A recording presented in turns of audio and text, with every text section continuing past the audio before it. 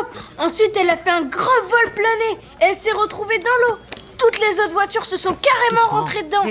C'était comme dans un jeu vidéo. Ce matin-là, un accident de voiture soudain a complètement bouleversé la vie de deux frères. Après que leur voiture a perdu le contrôle et percuté un obstacle, les deux garçons ont été grièvement blessés. Ils ont rapidement été transportés à l'hôpital. Les médecins leur ont immédiatement demandé les coordonnées de leurs parents. Mais le grand frère a choisi de garder le silence. Le petit frère pensait qu'il avait simplement peur de se faire gronder en rentrant à la maison. Il avait peur que leurs parents leur interdisent ensuite de sortir jouer. Alors, les deux frères ont commencé à se rejeter la faute. Aucun des deux ne voulait reconnaître son erreur.